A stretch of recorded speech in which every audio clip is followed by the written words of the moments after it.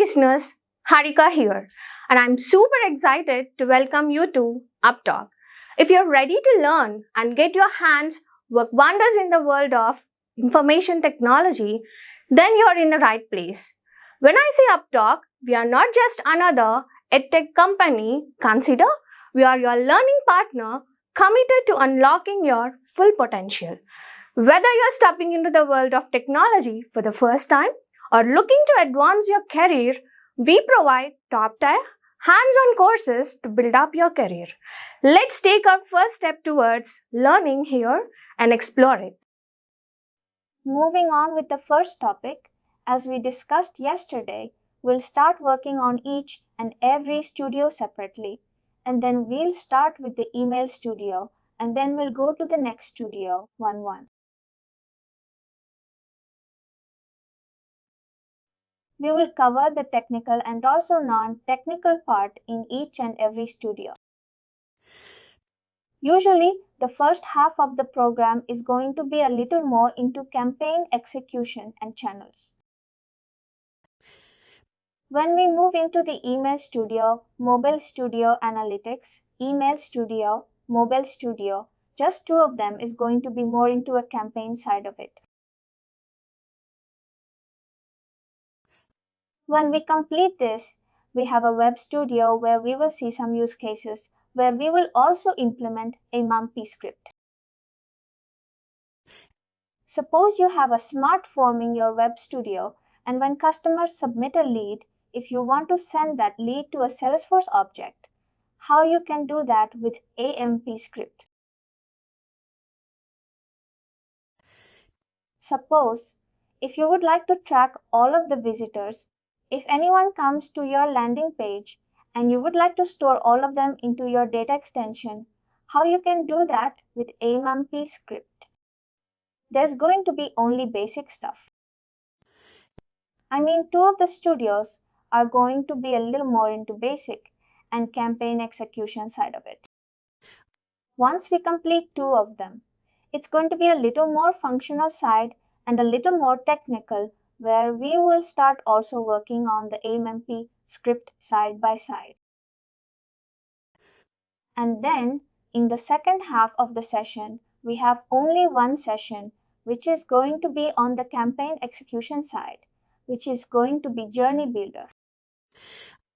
Apart from three of these sessions, everything is going to be more into functional side and some classes. We may have to write an AMP script from scratch. In some classes, we may have to work on the SOAP and REST API integration and all of them. Perfect. Great.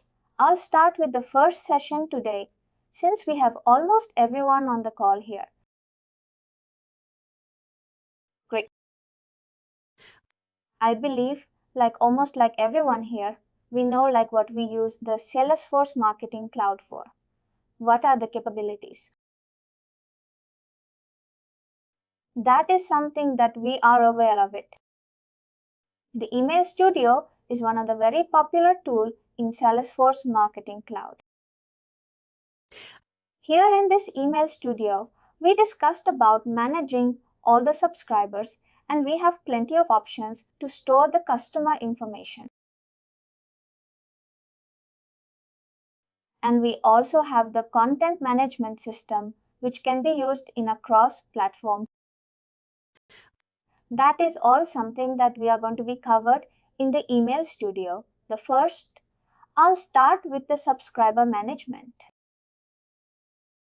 When I go to subscribers, and here we have something called all subscribers.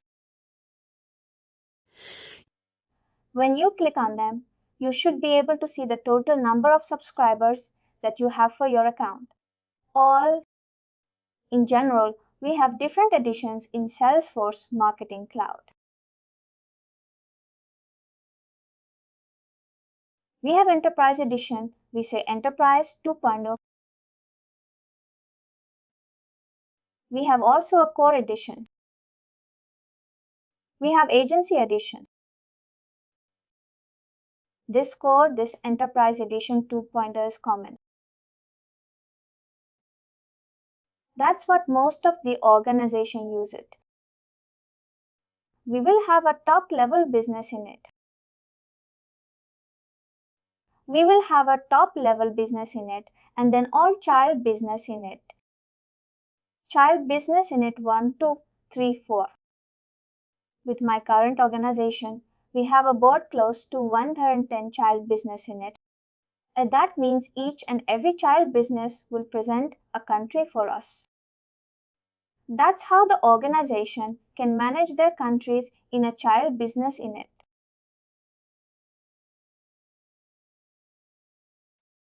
Each and every child business in it will have a data specific only to those countries. How we can switch to different business in? It is from here. Now I have access only to a business in it called Unleash. And this is a MID. Each and every business in it will have a unique MID. We call this as a unique identification or a member identification. This is something unique for each and every business in it, perfect. For this business, in it we have about 5531 subscribers in total. And we have to pay to Salesforce based on number of subscribers that we have. Perfect. This is how the Enterprise 2.0 account works. What we're now using is an Enterprise 2.0 because there are multiple child business in it. I have access only to one business in it, which is an Unleash All. The core and agency works a little bit differently.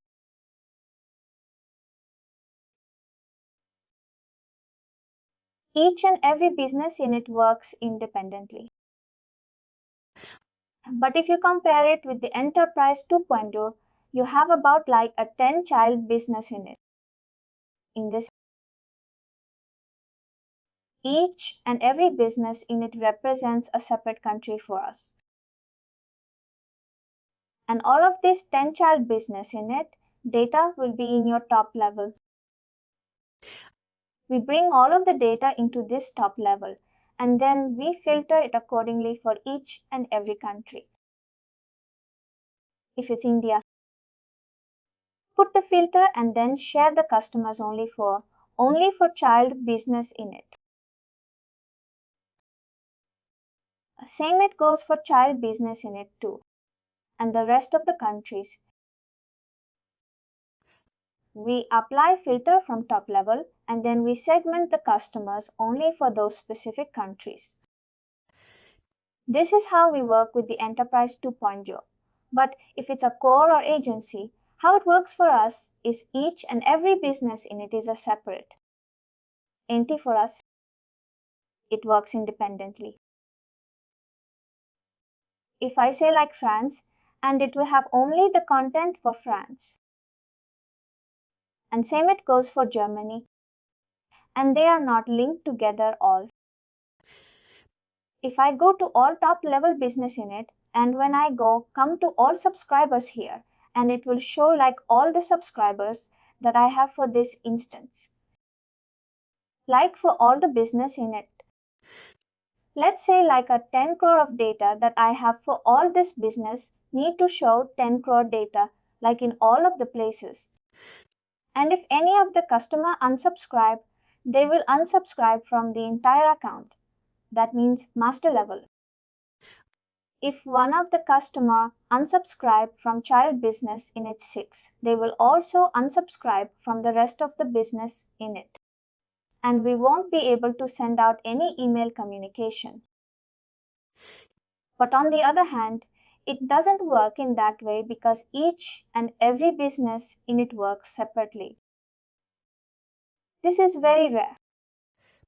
Usually you can see this kind of an account core and agency addition with the agency, marketing agency, all of them.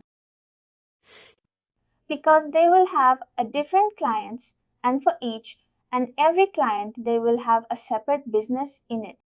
Each and every business will be working independently for the particular client. This is a generic account addition that we have in Salesforce Marketing Cloud. Perfect. As we discussed, the Salesforce Marketing Cloud is a purely transactional platform. We don't store the customers like in, just like a ramen pot. Here we have all the email address status, subscriber key, created data, added data, and all of them. We have also plenty of other fields here. And if you just probably click on any one of the subscribers, we also be able to see the status of this customer and what is the list that he has been added to, what is the group that he has been added to, history, and all of this information they can check under the subscriber. Here it says and subscription rate not applicable. In case if you'd like to unsubscribe this customer from master level manually, you can also do it from here. And we have some of the attributes that we will be able to see. Name, country, date of birth, phone number, membership level, age, email emails. This is a profile attribute and this is a preference attribute. This is a two topic which we are going to be talking next. And if these subscribers have been added to any of this list, we should also be able to see this list here. Same it goes with the group and history. If this customer has received any email communication before, we will be able to see all of this history and activities here. Perfect. Even if a customer opening email, click your email, all of them will be able to see under the history tab. Perfect. Now here we have the status.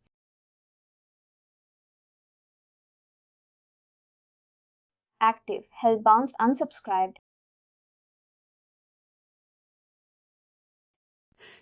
And we know like active status is someone who will be able to get the communication from us. Held status is basically happens like if the customer is not being sent out any communication to the customer for quite a long time. And if they are not engaging with any of our emails, then we put them in a held status. This is automatically a system does it. We don't have to do anything manually. The system will take care of like the status part and even for the bounce rate. We have a plenty of bounce rate.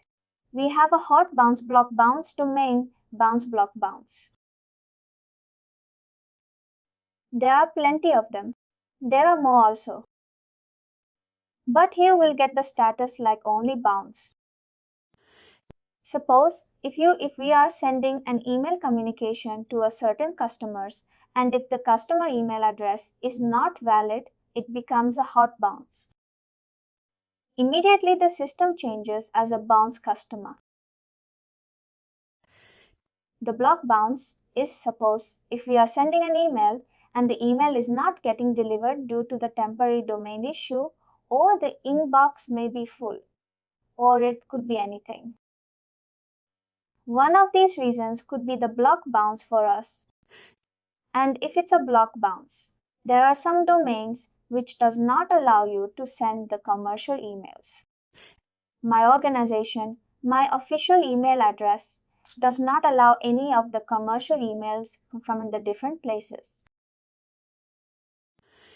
That when my organization, when they have a 5-hour setting which will block all the domains only, it allows only the certified and trusted domains to get the emails. That way it is also blocked. We call that as a block bounce. We should be able to see all of this status here for each and every customer. This customer is unsubscribed and we also be able to see the subscriber key here. Perfect. Great. Moving on with the next one is a profile and preference management. This two-part. This is nothing, but we give an option for each and every customer to access their profile. We send out an email. We will have a header. We will have a photo. In the photo, we will have unsubscription button. And next to that unsubscription button, we will have something called managed profile. When customers click on manage profile, this is a page they will go to. This is a profile center that customer will land. Here they will be able to see their email address, their own personal information, your country, their birth phone number, and all of this information. And if a customer feels this information is incorrect, they can update the information here. And this is all about the profile attributes. We have like an email name, country, their birth. Suppose if you like to add new field to this profile center, you can directly add them here when you click on create. Suppose if you would like to just take. I'm just like coming up with something randomly if you would like to take. If you would like to add the new attribute called gender, you can give you a description here. And then we also have a display number when it has to be, in which column number it has to come. You can move up and then you can play around here. And then is this required? And then do you want to hide this in the profile center or is it has to be read only? We have all these attributes as options here. And then when I move here, when I go to the next tab, what is it? Data type. The value that we are going to be filling here. Is it going to be a text? Is it going to be a number? It obviously will be writing male or female. All this in the data. It's going to be text for sure. If you would like to keep a default value, you can also keep the default value. And what is the maximum length? We can say like a no maximum length, or you can also say like a 10 because the male female is an option. Is the answer that we get from the customer. It doesn't exceed more than 10 characters. And then we can also keep the maximum length as a 50. Perfect. And then we have a values where in case if you have any drop down, if you would like to add any drop down, you can also add them here under the values. You can add gender like male and female. And then the customers will be able to pick it up. Now if I say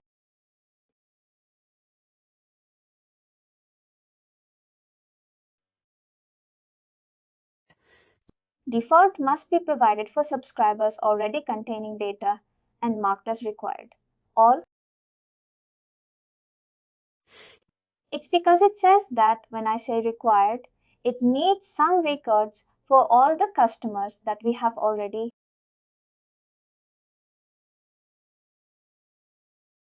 Perfect. Now when I click on preview, now I can see my gender here in this profile information. This is how we add any extra attributes that if you'd like to add, we can add them under the profile management. Same it goes with the preference management. In preference management, there will be only two options. The customers would like to get the HTML version of an email or text version. All this is what we usually keep it. For some organizations, there are more preferences like push notification and SMS. If the customer would like to receive the communication from other channels as well, we can also add more preferences. Here, that is something we'll be able to manage it. Same way, like how we added a profile attribute, we can also create the preference attributes. Here we can say mobile push SMS communication. And then when we say, we should be able to see this profile management here. Now we have only HTML and text image. We all send emails in HTML and also text version in Salesforce Marketing Cloud. That's kind of an option that we have to pick up. It's called MIME. We say multiport something in MIME, multipurpose internet mail exchange.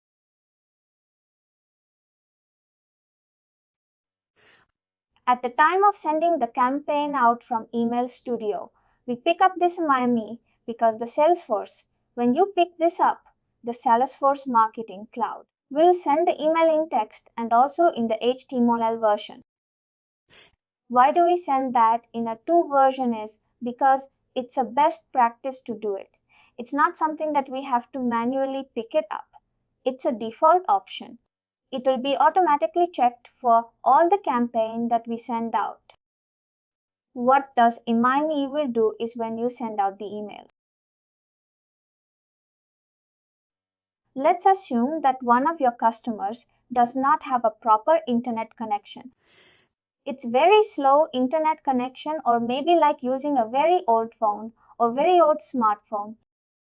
When he opens an email that we have sent out, it at least shows the text version of it. And then the image will load slowly. HTML, we have all of this image hosted. It has to pull out all the content from HTML and everything. That's the difference. If you use the HTML, only HTML option. If the internet is slow, then it will be like slowly opening the email, like each and every content block will load like one by one. Like how we used to use internet connection in dial-up long ago.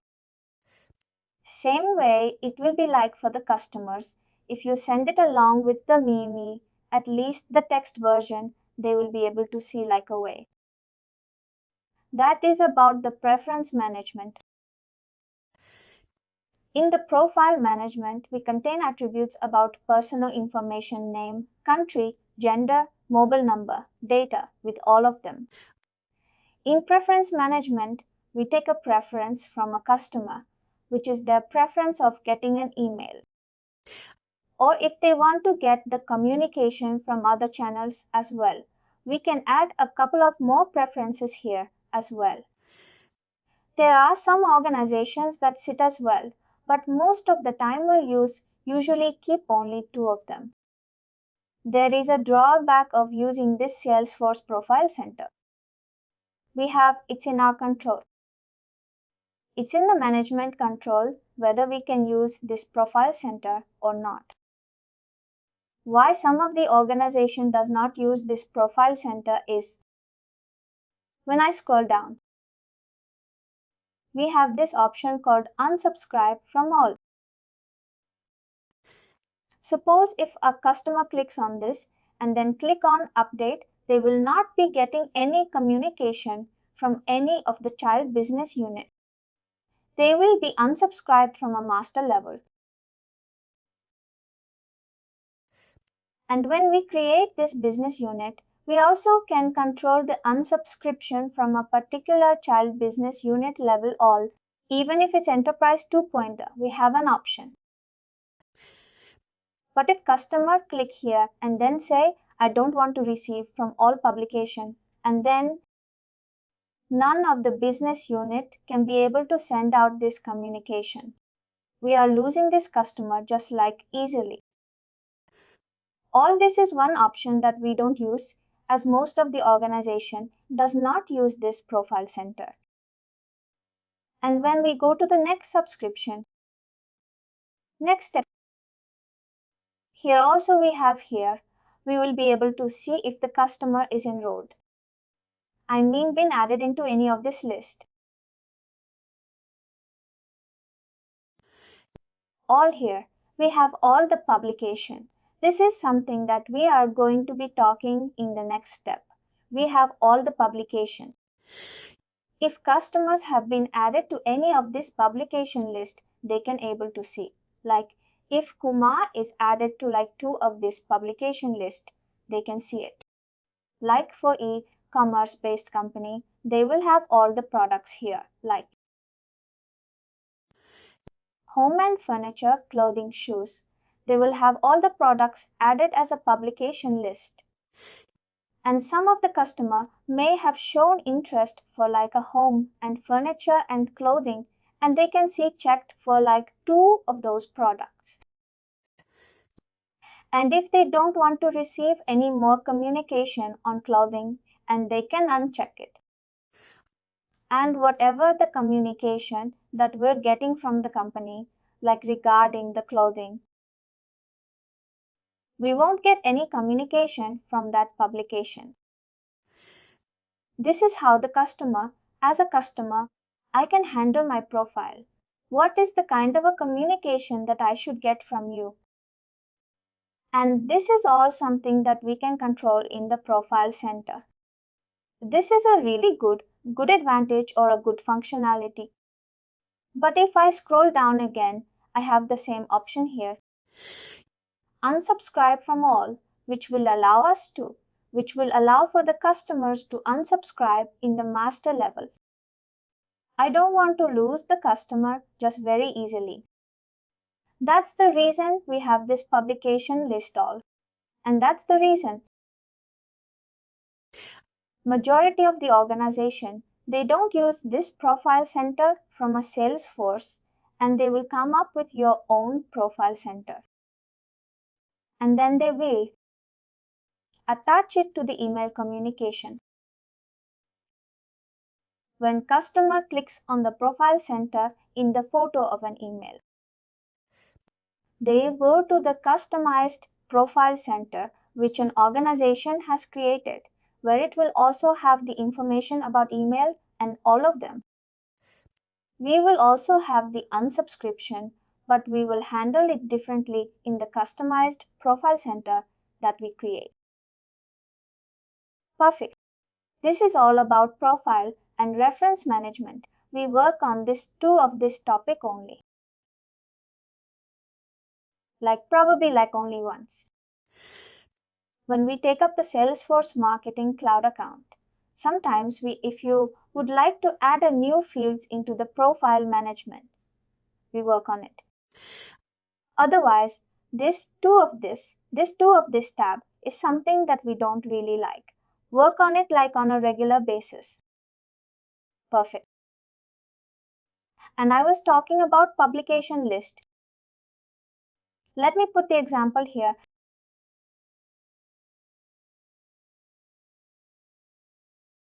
We have a publication list. Generally, most of the organization will have only 2 publication lists, commercial or transactional.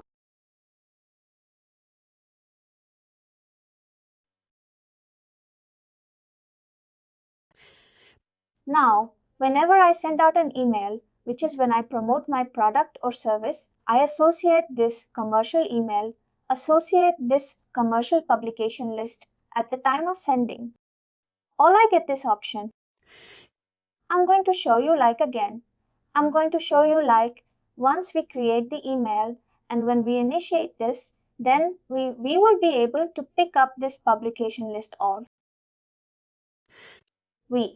I would pick up the commercial publication when I'm trying to promote my product or service.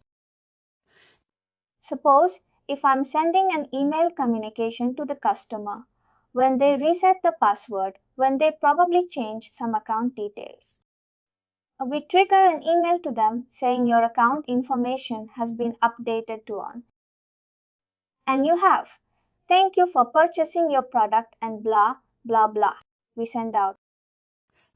That's all. If I'm sending an email communication based on the customer action, then I use the transaction. There's only 2 publication lists most of the organization use. But when we check here in the publication list tab that we have for this account, you may see some 100 and 200 of publication list. It's only 5 now. It's being cleaned up. We will see only 2 publication lists. If we are associating each and every commercial, each and every publication list at the time of sending based on the classification. Now, if a customer unsubscribes, they will unsubscribe from a commercial level publication list. It's same. It goes for transactional, but the status will not change in the all subscribers. The status will still say active. But here, the status of if a customer, I'm saying I sent out an email, commercial send, and the customer is also unsubscribed. The status only changes in this publication list, but not in the all subscribers. In this way, we retain this customer. We should be still able to reach out to this customer in a different campaign. But we have to be really careful when we do that because as per the KM spam, as per the GDPR regulation, we are not supposed to send out the communication to the customer when they unsubscribe. And this has to happen like within 15 days, 15 working days. We have to unsubscribe from our system, otherwise we will have to pay a huge penalty to the organization, to the customers. The status of this customer get updated in this publication list, but not in all subscribers. And then we will be able to reach out to the customers in the different campaign or through the different channel. Now the customers unsubscribe in the email. Now I can still be able to reach out to this customer from other channel like your mobile connector, mobile push. That's the whole purpose of having a publication list. This is a great functionality when we use them in the email campaign. I'll now show you quickly how does the status looks for in the publication list. We can also create a shared publication list and then we can share it with the multiple business units. Here there's something called Walmart marketing, which I have created recently, and we have a subscriber count, which says 4. And when I open this, we have the status active, active, active for all of these 4 customers. And when we send out the email, and if a customer unsubscribe, the status will get changed only here in the publication list, but not in all subscribers. In this way, we retain the customer. Now, how do we create this publication list? Whatever the publication list that we are going to be creating, it will be visible in the profile center for the customer. Now there are like some 5 of the publication list that we see here. I'll create something called commercial and I make this attribute as a public.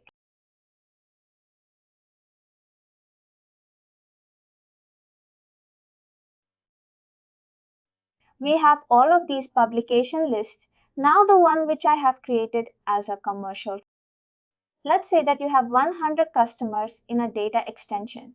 You send out an email and you associate this commercial publication list and all of these 100 customers will be added here. And you again send the same email to the same 100 customers after 2 days and associating this commercial publication list. They will not be added here again. It will have only the unique subscriber count here. But if the customer unsubscribed in the second email that we have sent out, the status will change it for here, for the particular customer. And if you send another email, but you again sending out with different customers, like let's say like 500 customers, you're adding as a new and then sending out email, then your subscriber count will become 600. This is how it will be.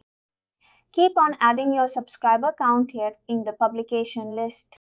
If they unsubscribe, they will unsubscribe only this publication list. Now we have to pick up this publication list at the time of sending. Or we'll come to this part a little bit later. Now this publication list, something can be accessible in the profile center. when customer go to profile center, when they go to subscription center. Here, what we see here is a plenty of publications which has been created before by the participants.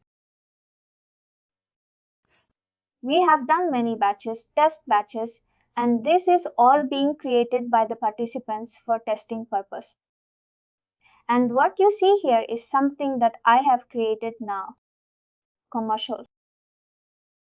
For most of the organization will have only 2 of this publication list. We don't see like many. We don't see like more than 2 or 3. It depends on how this organization is really being structured. Commercial. We will be able to see if I am a customer and I have been added to this particular commercial, then I should be able to see this check mark here. And if I don't want to get any more commercial emails, only I want to get the transaction emails, I can pick up the transaction. I can update the subscription center. Going forward, I won't get any commercial. I'll get only the transaction. This is how the customer will be able to handle the publication list which they would like to receive, which they don't want to receive, that we are giving a transparency for customers to control it. Perfect. I believe far we are clear. Now coming to I have a quick question. What is the relationship between subscribers and publication list? All the difference between all the relationships, the relationship between subscriber and publication list. This publication list is it will have the subscribers, but it is not connected to your any other business in it. The status of this particular subscriber that we have in publication list, it doesn't go to any other business in it. But when your subscriber status changes here in our subscriber, that means you will see the same status in every business in it. This customer is bounced. Data authority of Gmail. This customer will be bounced in all the business in it, wherever we go, because this is all connected to your account. It's a master level data that we see here. But the publication is a local business in it. The status that will appear only for this particular business in it. Here we were discussing about different business in it here. Here in this business, in it I have something called top level. I have about 10 customers, 50 customers here. Randomly, I have some customers here.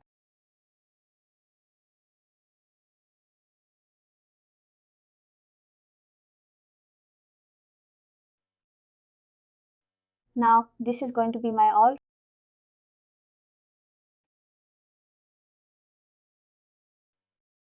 This is going to be the value of all of this. In my top level business in it, I have 280 subscribers in top level business in it. And each and every business in it, I have these number of subscribers. And we split them for each and every business in it. Now, if any of this 50 customer status get changes here in this child business, any of this child business in it, it will reflect for all the business in it. If a customer unsubscribes, I think I understood that part. I understood that part, but the only thing I don't follow is, the list of subscribers. We didn't see how those subscribers were getting created. Is it a manual process? Is it coming from somewhere else? And then the publication lists. Are they going to be created by someone who is setting the marketing process for a business?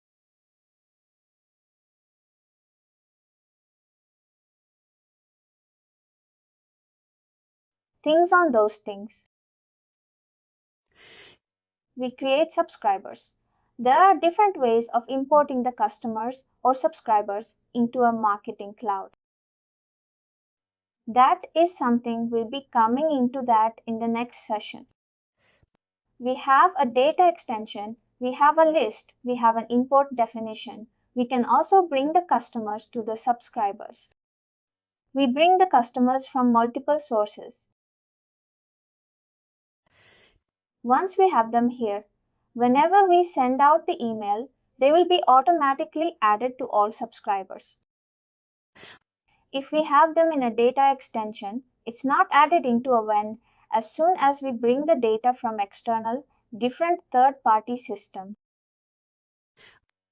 They won't appear here when we trigger an email or even we trigger an SMS or push notification to them. And that's when they'll come to the all subscribers. Now they have been added. And how do we manage the subscriber status? I don't want to change their status in all subscribers, but I still want to send out the email from a different channel. In that situation, that's when we use this publication list. I associate the email I send out if they unsubscribe. They are unsubscribed only in the publication list, not in the master level. As a marketing cloud expert, I could able to still reach out to the customer from different channels. I think I follow. Perfect. Great. Perfect. Now moving on with the next topic, which is going to be list and groups. When I go to the groups, this is really a good feature that we have in Salesforce Marketing Cloud. You can combine your profile attributes and also with the measurements. We have something called measure here. These are our system generated measurements. We have unsubscription rate. We have a unique opens. We have a unique clicks.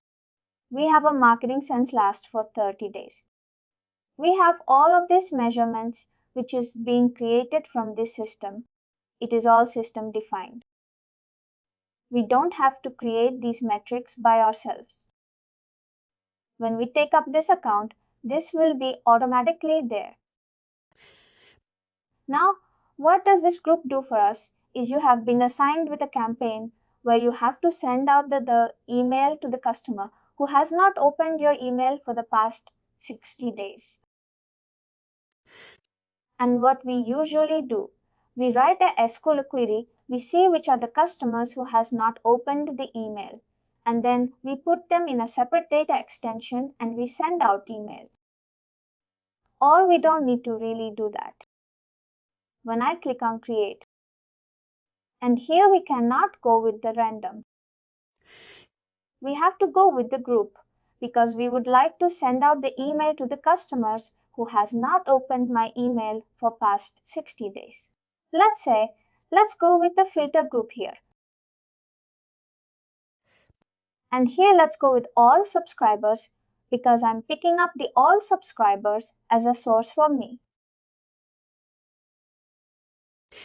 Now we see the two of these attributes, profile and preference attribute, and also measurements.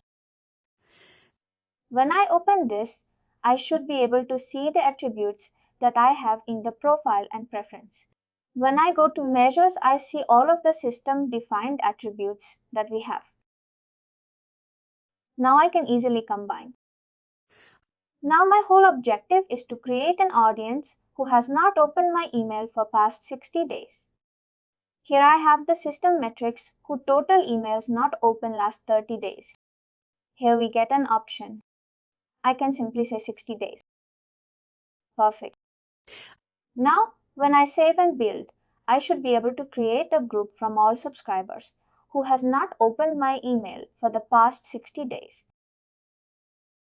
It does not only deal with open rate. We have a not clicked.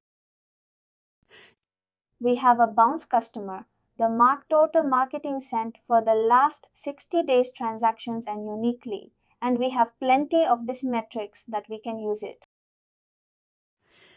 And then if you like to add any general filter, like the particular customer should be from Germany, countries equal to. We have only like 3 countries, far like in all subscribers. We can add these countries as a filter. And when we save and build, and we should be able to create this group. And then we can use this group at the time of sending the email. We can just pick up this group and then we can initiate the email send. I'll just say, we started this batch on 10th.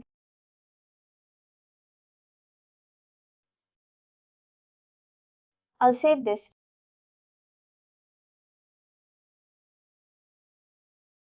Perfect. Now my group is created. Just give me a second. I'll connect my charger. Now it's processing. It will take about 1 or 2 minutes to process because we are filtering from all subscribers.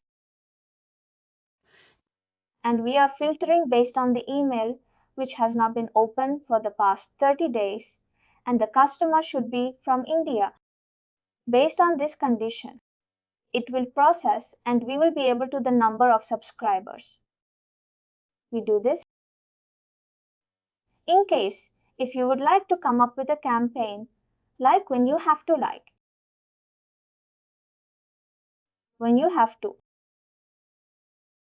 like a play filter and send out the communication all from all subscribers. Now we will be able to see how many subscribers that we have for this condition that we created. This is a group. Now moving on to the next topic is going to be list. Here you can also create your own list and then you can maintain this list.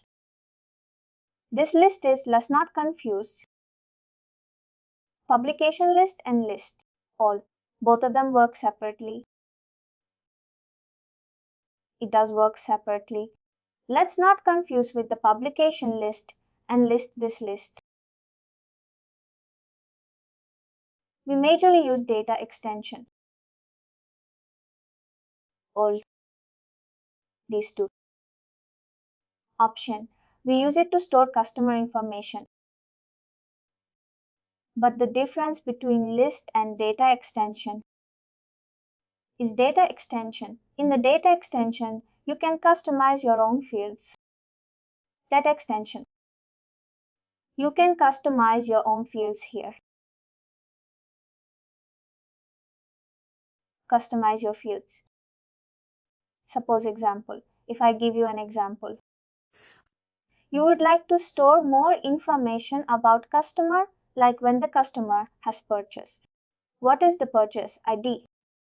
What is the purchase frequency? Is it a returning customer? And what is the source of this customer? And if you'd like to store a complex information.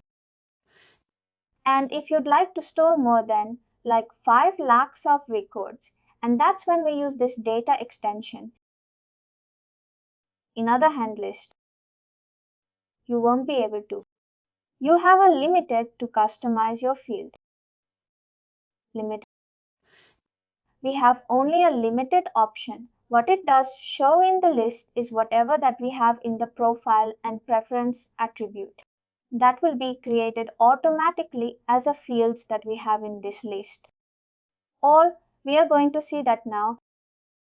Now this is a part. And then if you would like to store more than 5 lakhs of records, you can use it.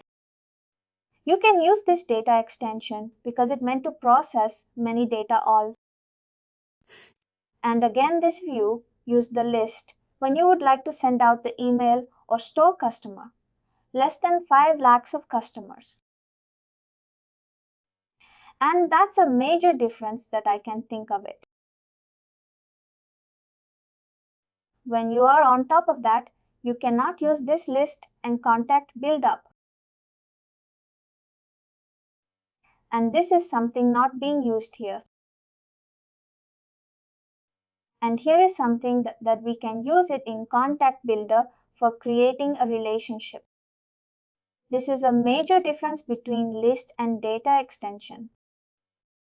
Now let's create a list.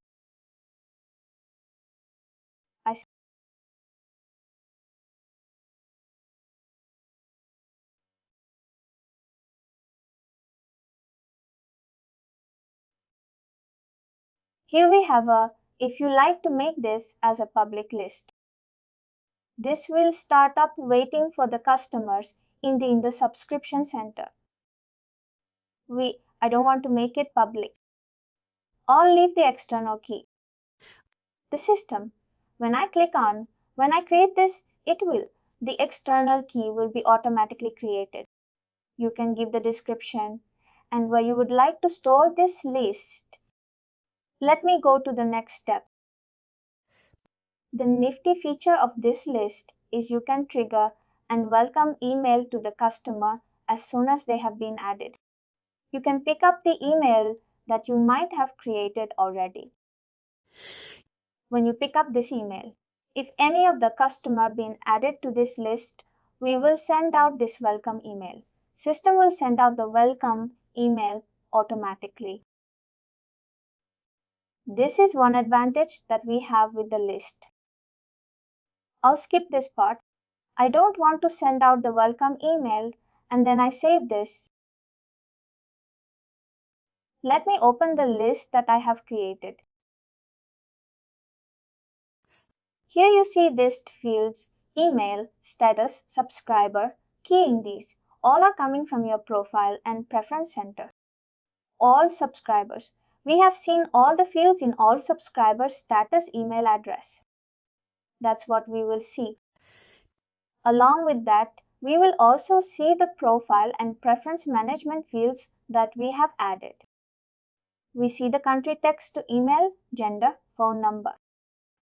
This is all fields coming from membership level. This all coming from your profile and preference management. If I have to add any fields, I have to add them in this two of this management. All. That's when it will start reflecting for all the list. That is the limitation that we have with the list. When you would like to send out the probably email which does not have really a huge personalization. Like you just have to send out the email and it's very simple and straightforward, and then you can use the list when you would like to send out the email with a complex personalization using an AMP script, using SSJs. That's when we use the data extension because it gives a more control for you. We use a list or data extension or group to send out the email communication. Now moving on to the data extension. Now we know when do we have to use a list, as we discussed. I'll come to all of this part. Here I'm going to create a new data retention policy. Here, you see this fields that we have to define it here because each and every fields that we can customize the data extension, but not in a list. In the list, I just gave the name and then I just created a list which had the fields automatically. And if I have to add new, I have to add a new field here in the profile of preference management. Then it will start reflecting for all the lists that we have. Now, but in the data extension, I create my own fields which I wanted to save for this field. Each and every data extension is dependent. I mean, each and every data extension is nothing but the relational database that we have in Salesforce Marketing Cloud. You can use the unique name for each and every data extension because we can easily relate. We can query them in the Automation Studio for segmenting purpose. This is a difference between the main business difference between list and data extension. Now let me come to the first part. We have just quickly created a data extension folder. because we will be using this folder structure for testing multiple campaigns.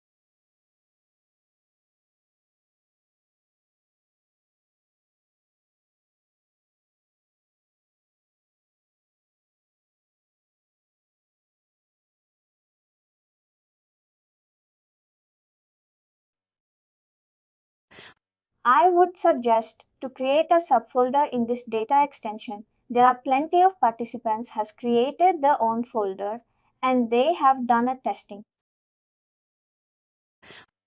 I would suggest you to click here and then click on new folder, and then you should be able to create your own subfolder here, and then you can practice it in the main folder. If we are stuck somewhere or to troubleshoot something, we can straight away go to this folder and we can check on this. Now, if I click on create, I have a standard data extension, filter data extension, and random data extension. I'll come to two of this option in a while. Now I'll go with the standard data extension. Here we have a creation method, creating from new and existing. Suppose if I say existing, we have to pick up the data extension which we have already in the system. If you would like to replicate the same fields and everything, you can just pick up one of them, but it has 2 records count. When you replicate, these 2 records will not be added. It will replicate only the fields that you have in the data extension, like a first name, last name, and all of them. That is only will be replicated, but not these records.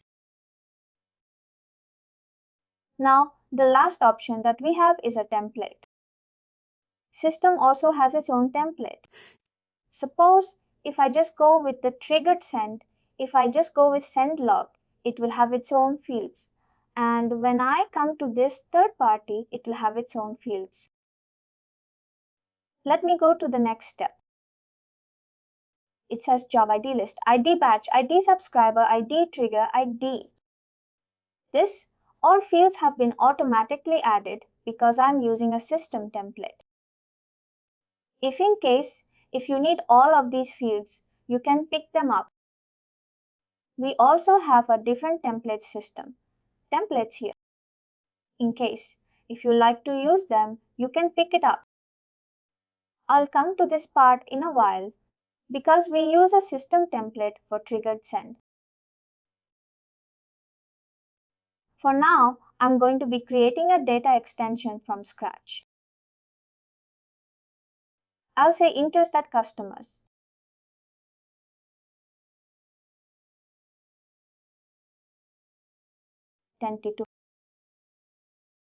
We can leave the external key, it will automatically create it. You can see the description here. And if you would like to use this data extension for sending the email, you can. You have to check this out as sendable. And if you would like to use this data extension for testing purpose, you also have to make sure that you have these 2 options. Sometimes this option will not be checked and you won't be able to see this data extension at the time of sending. Just we have to make sure like if this is going to be sendable or testable. And here we have the data retention policy. And this is not a mandatory setup that we have to do it for all the data extension that we set up. Data retention policy is nothing, but we clear out the records after certain time. When I switch on, we have 3 of this option, individual record, all records and data extension and all records.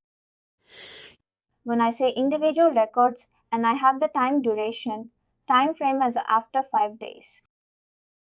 After 5 days, the individual records can be cleared out from the contact window.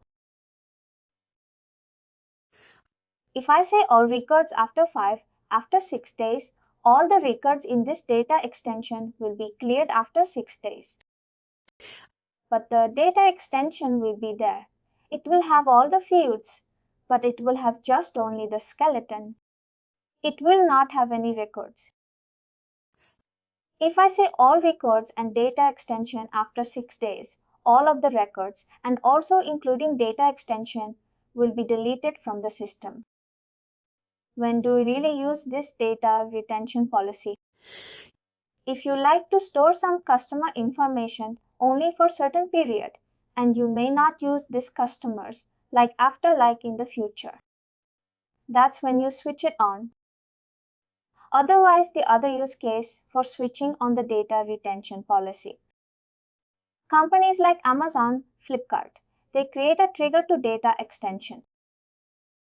When customer buy a product in the website, they will automatically be added here. They will already exist in all subscribers. The customers will be able to log in when they have an account. And then we'll be able to manage the separate subscriber keys like differently for them. But when the customers purchase, they will be added here. And we send the only email once, and then after that we don't send email. That's why there are like 1 lakh or 2 lakh customers may buy a product on Amazon on daily basis. We don't need to store all of them. That's when we kind of switch on the data retention policy. If you are going to be using the customer information only for shorter duration, that's when we keep it on.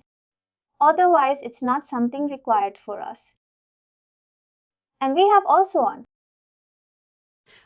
If you say, like, if you would like to play these records on today, we can also mention them here. And we have a reset period on import. This one there are. You can import the file through a CSV file into a data extension.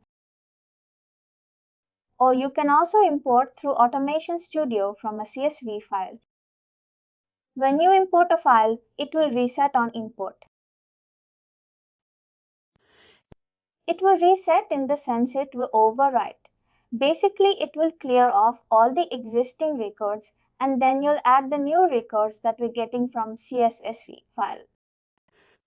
If you'd like to reset these records that you have in the data extension from an import, then you can also keep this on. For now, I'll disable this because we don't need this data retention policy. The whole objective, if you are storing this customer only for shorter duration and if you're not going to be using that customers for later purpose that we can switch this data retention policy on. Perfect. Here's a field that we can customize for each and every data extension. We will have a subscriber key, which is going to be the unique identification for each and every subscriber key. That is going to be me.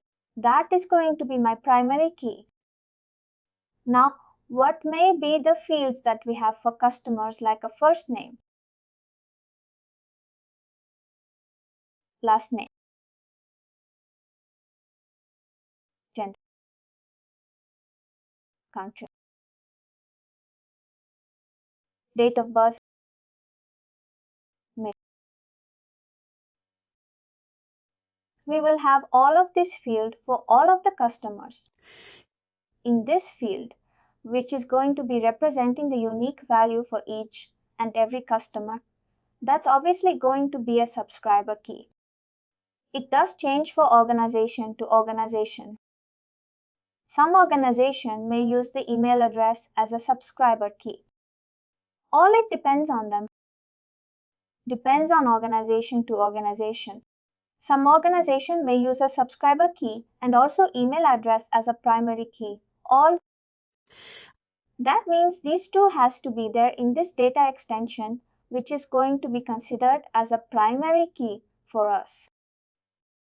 There can be a multiple primary key. It does depends on how the organization is being structured and how the data flow is being structured. Most of the organization, but it will have one unique identification. It's going to be a subscriber key. or it can be like any other field that we have. It has to be unique, but for each and every subscriber.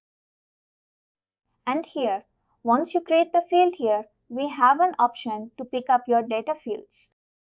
Subscriber key is always a text, and it cannot be more than 50 character length. And it cannot be nullable. We will not give a default value as well. And first name is again going to be text. Length is going to be 50. Fine, this can be nullable. When I say nullable, it can have empty records in this field. Same it goes for last name. Here we have a gender. This needs to be a boolean. If you want to keep it as a boolean, otherwise you can as a text. Suppose if you like to say boolean, we cannot use boolean. It has to be a text. Boolean is true or false. If you like to come up with any of the data types, then we can use the boolean field. Now it has to be a text. Countries also is going to be text. Date of birth needs to be a date field. And email needs to be an email field. This is really important because when you keep the email field as a text,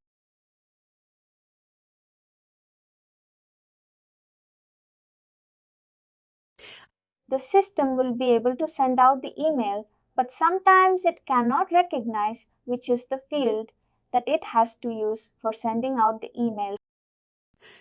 Or when we keep the data type as an email address, and automatically system will recognize this field and then will be able to send out the email. We have come across this issue recently and many times, like in the past, that the marketing cloud experts, they created a data extension, import the customers into a data extension. They send out an email. They may have a 10,000 customers uploaded here. But when they send out an email, only 5,000 customers may have received. And they will be like, there will be no clue like why the 500 customers has been not received the email communication. It's because of the field improper field that we have created.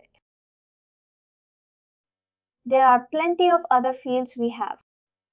When you would like to store a number date boolean we have discussed about. If you'd like to come up with a yes or no, then we can come up with a boolean. A phone number is something that we have already picked up decimal. Yes, suppose if you would like to store some currency information, and that's when we use this decimal but not the number. Suppose it's not really common in India that we buy any product for 100 rupees and 57 paise, something like that. It's not really common in India. It would be round off figure like a 990 rupees, 9057 rupees. It will not have a decimal 95757. But in Europe and US, it's very common because they also use the cents. In that situation, if you'd like to store like those decimal values, you can also keep this decimal that's when we pick up this data value. I'll pick those all of them as a nullable.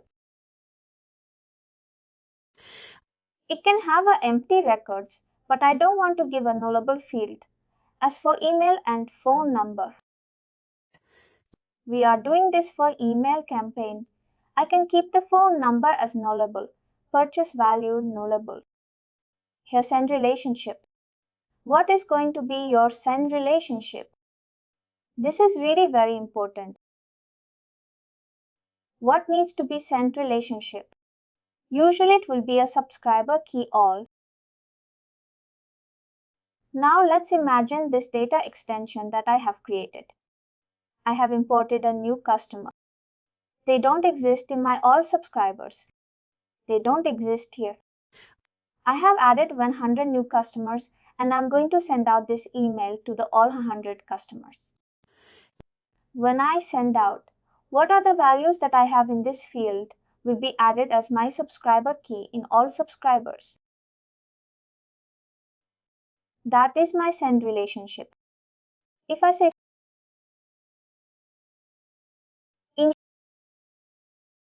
as a send relationship and send out the email. What happens? These, whatever the values that I have in this email field, will be added as a subscriber key in all subscribers. We are just telling the system which field needs to be taken as a subscriber key. In the top in the all subscribers. What happens here is some customers, some of the marketing cloud experts, they'll be keep on changing this send relationship. Now I'm sending this 100 customers an email as a keeping the send relationship as a subscriber key. And again, the same marketing cloud user create another data extension. That time they might have probably, by mistake, they might have probably picked the send relationship as the email. What happens is we will see 100 new customers added to all subscribers. That's a kind of a duplication. It will add 100 new customers because this email address is new in the system. It will be added as a subscriber key. That's how the duplications are created. The send relationship has to be always same for the campaign that we are sending. And now I'm having another 100 customers, which has these customers in the all subscribers. If they already exist, the system will check if the subscriber key does exist in all subscribers. If they exist, it will send out the email and it updates the fields. If they don't exist, it will be added as a new subscribers. But when we use a multiple fields as a send relationship, we will be keep on duplicating the subscriber keys. This part is really important.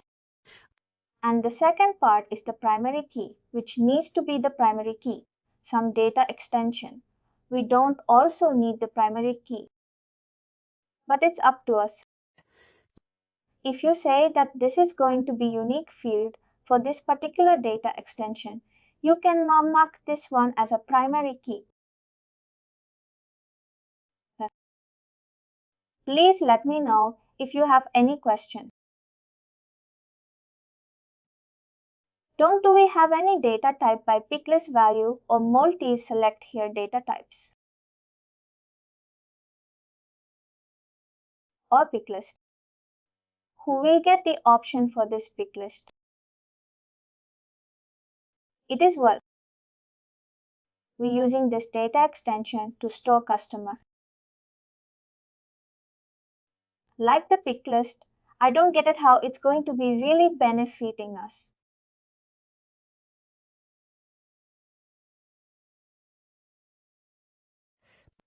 I think I can select multiple options like a male or female, something like that.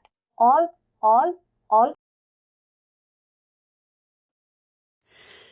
This is, for example, some people might have kept the wrong spellings. Gender same as in gender itself or something country.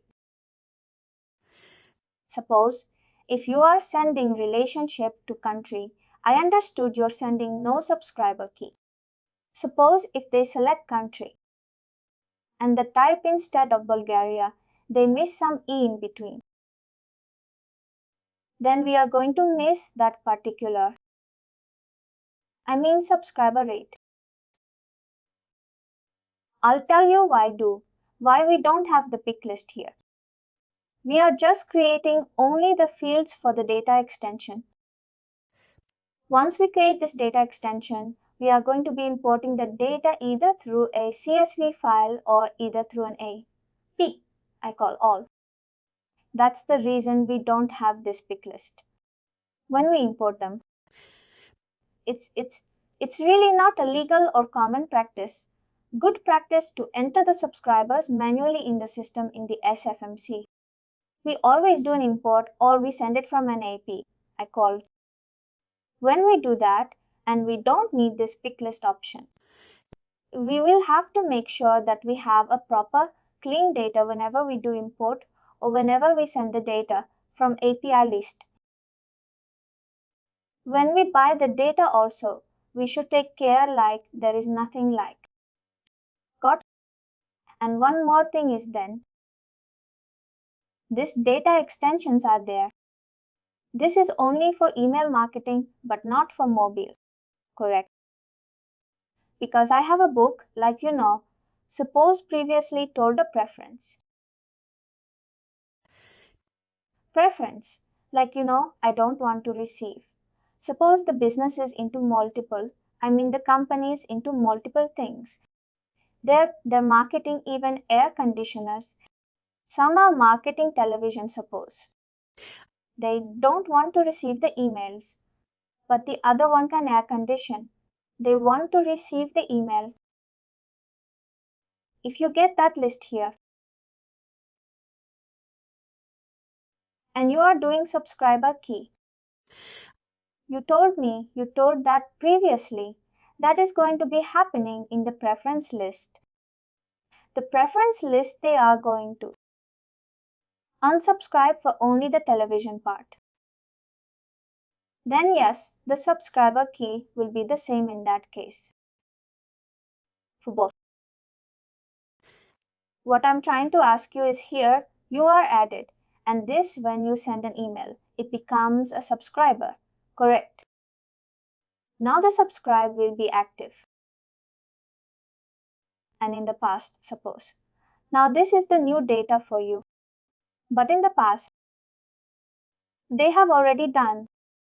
I don't want to receive any television related emails. But I want air conditioner related. Then how this is going to understand that kind of data?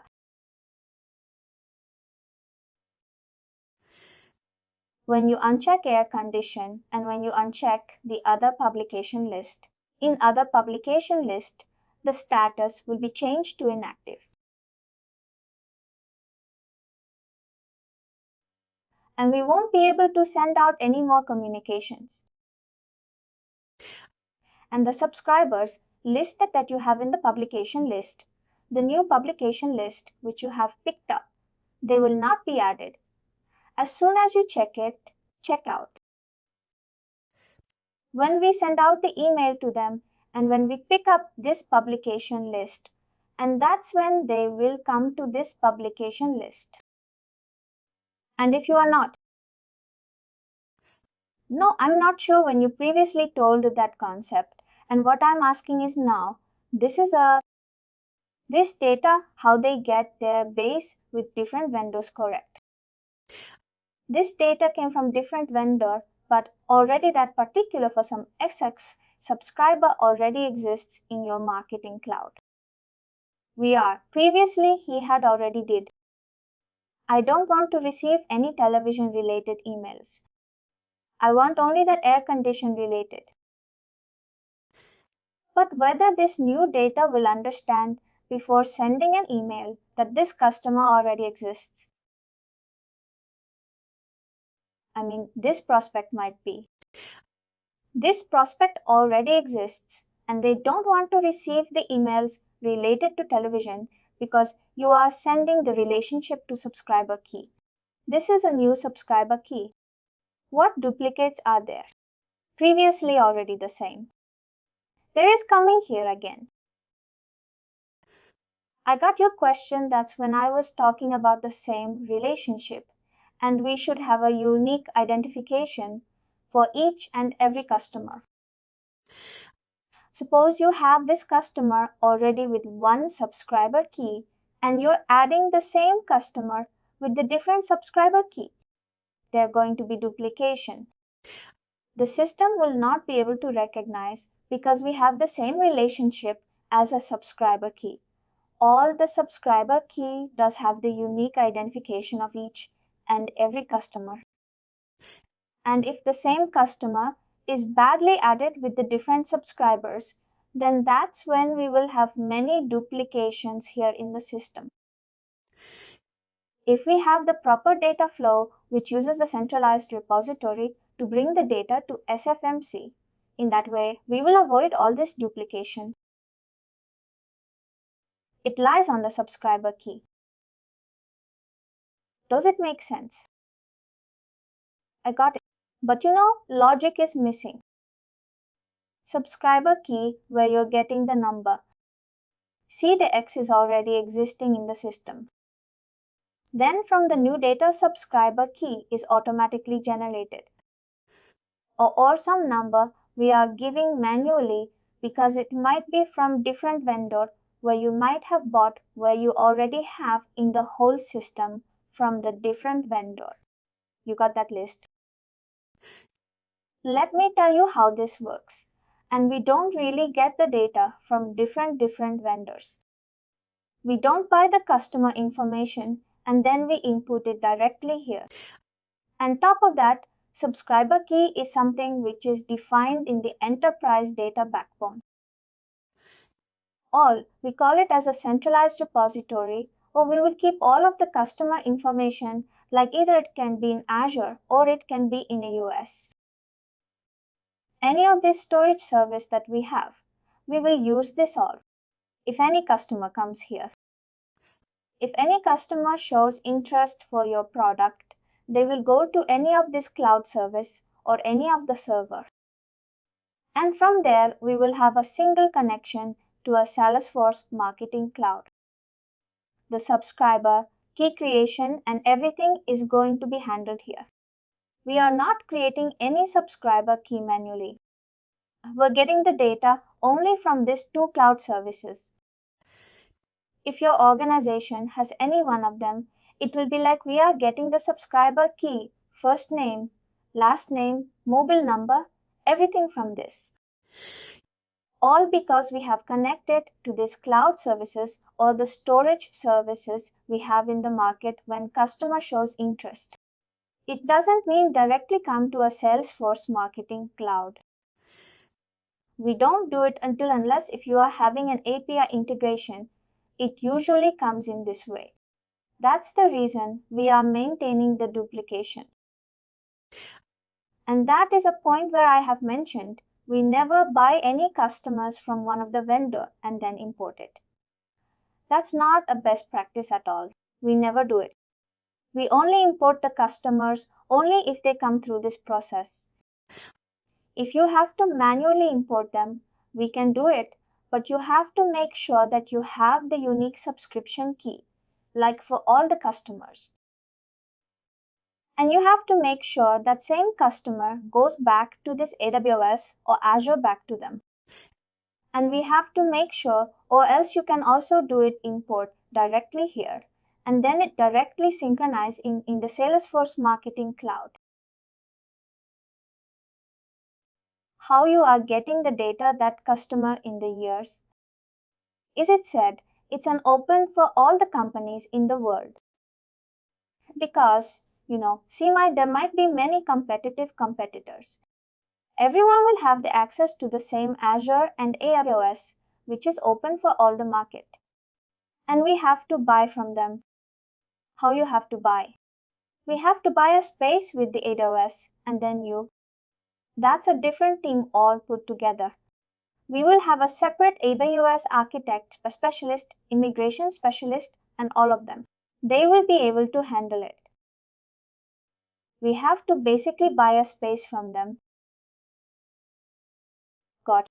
Then there is no chance of duplication.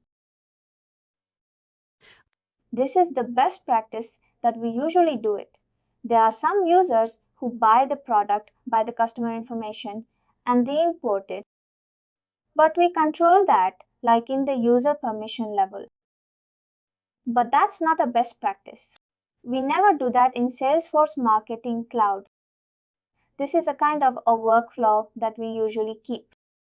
Either it can be any of this, or it can be if you have the data in Salesforce here. You can also synchronize your Salesforce here. We never create any leads in Salesforce Marketing Cloud, even for testing purpose. I create the lead in the Sales Cloud and then it will be synchronized in the SFMC like in a fraction of minutes. And then I'll be able to use this customer for testing out. That's how it works. Whenever we are creating or uploading customers, it has to be in the database here in the main one. Got? Thank you. Perfect.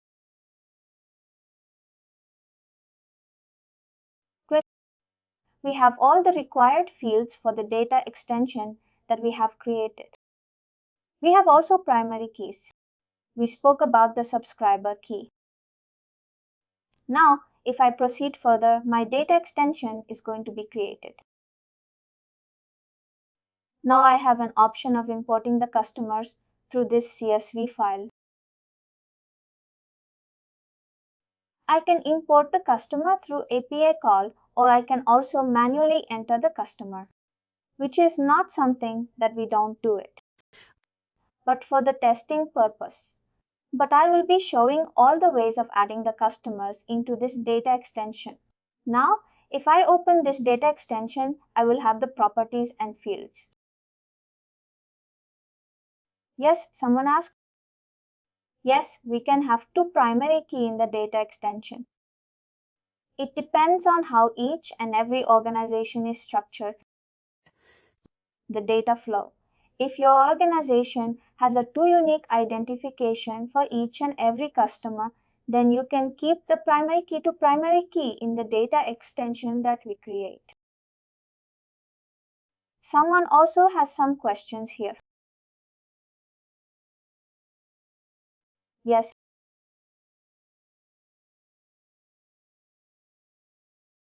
The email, the length is always 254.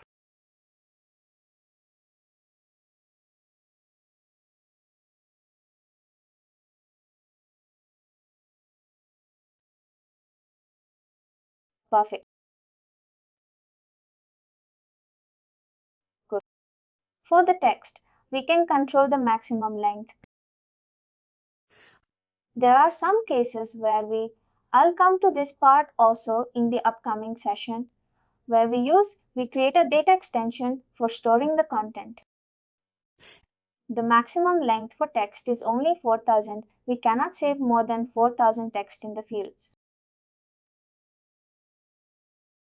Perfect. When I come to a record, here I can see all of my records. I should be able to see them. I can export them, and I can also import it. When I say like export, we can export a maximum of 20 MB data.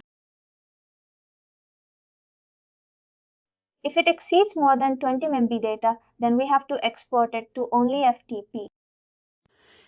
Or we have file transfer protocol for each and every business in Salesforce Marketing Cloud.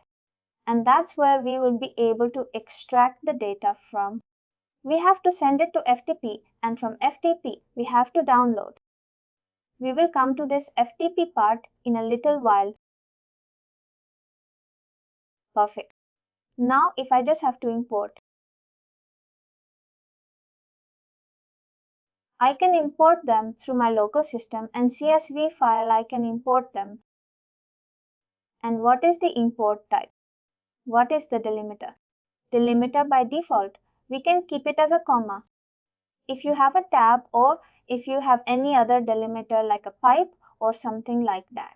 Example, if you have in your data extension like this first name, last name,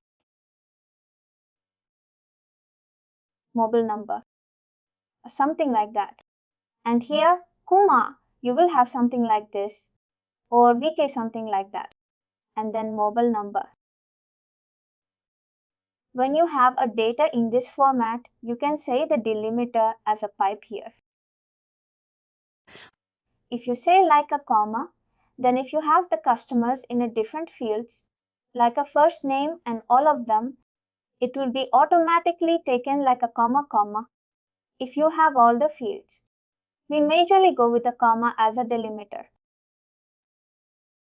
And we just have to import a CSV file. That CSV file should have all of these fields. Whichever the fields that we have in the data extension, it should also have it here. If we have any fields which is not nullable, that should have the values. The first name is not nullable.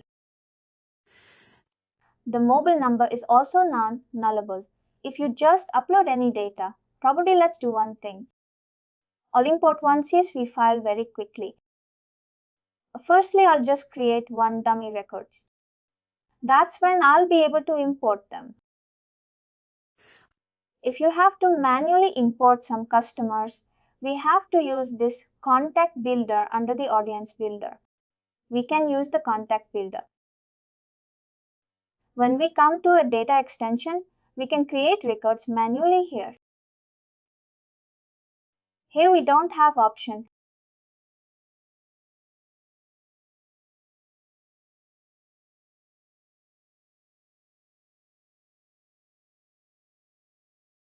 Here let's go to the data extension.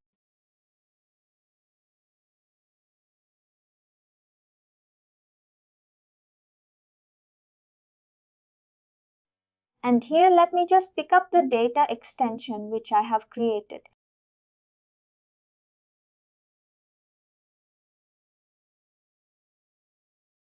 When I go to records here, I can create the records manually. The subscriber key.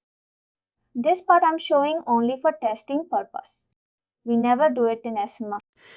See, when you work in an organization, we never add any subscribers randomly like this because we do it from any of these data sources that we discussed. There are plenty of options. We have a list loader. There are some interfaces that we create and where we can import them, and it directly goes to this place. And from there it directly synchronizes to SF. We never do it. But just for the testing purpose, I am doing it here. First name, last name, gender, male, country, India, date of birth. Just pick up something, email address.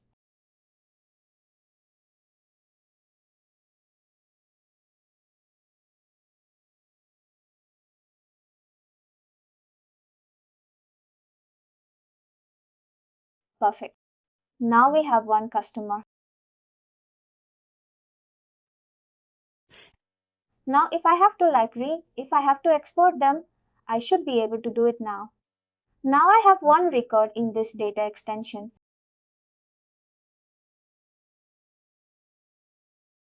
Let's export this. Here it shows the size of the file. If it exceeds more than 20 MB, we won't be able to download it from the browser. This will be disabled and we will always have to export it from the directory, which is something that we will be checking in the upcoming session. We are going to pick up the CSV file, and if you want to include all the headers, obviously yes. I don't want to encrypt, compress and all of them. I'll just keep it as it is. Now it should be downloaded in my browser. Now I have all the fields and I have also one customer which I have added. Something I'll randomly add, some customers here.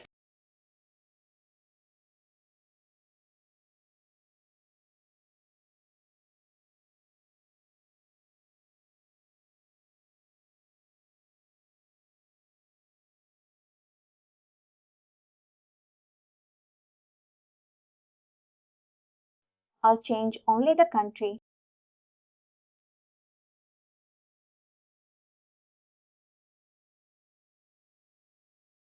Perfect. I'll save this CSV file. Great. Now I can import them directly here from my computer. The file is going to be this one. We go with delimiter as a default, 1 comma. Yes, someone has a question.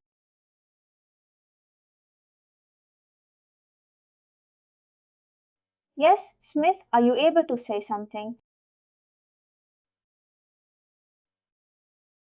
We have the import type. You have to be a little bit careful on the override. When we say override, it will delete the existing records in the data extension and will be importing the new records that we have in the CSV file. And we have an add and update, and we have all of them. Import options, you can skip the rows. This is all the basic stuff. The configure mapping is really quite important when we do this import. Map by header. If you have all of these fields in the file that we are importing, it will automatically map it. It has an email. For some reason, it's not detecting the subscriber key. When we say like pickup, we have contact key. I think I might have probably picked up a wrong file because it does not have the matching value here. I think 26. Yes, I think I have picked up a wrong file.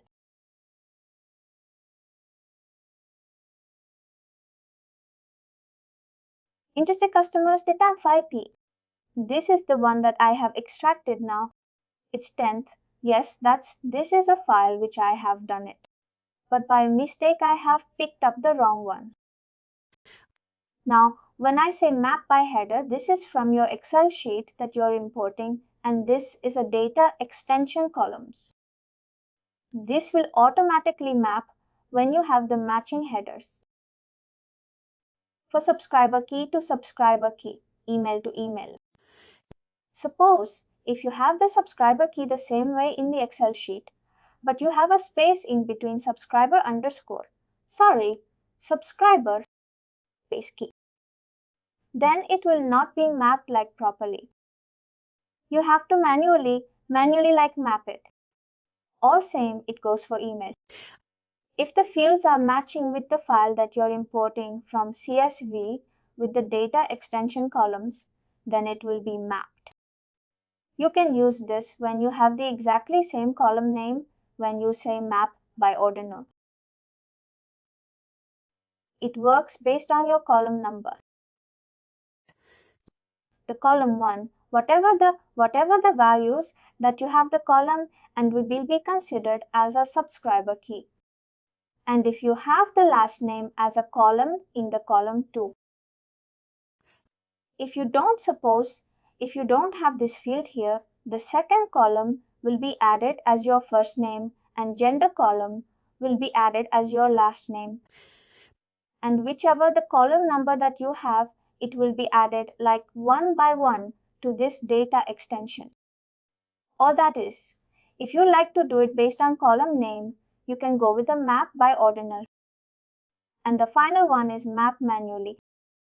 You can pick up subscriber key to subscriber email, to email first name to first name. This is something that you can do when you have a different column name, but the value does represent this field. In that situation, you can also do it. We can pick up the fields like manually. This is a 3 option. The best option that I would prefer usually to go with this is a map manually, because we get an option to pick up the fields correctly if it's something missed out. And we have this email address to send a notification. I don't want to keep this email address when this input is completed. All it's required.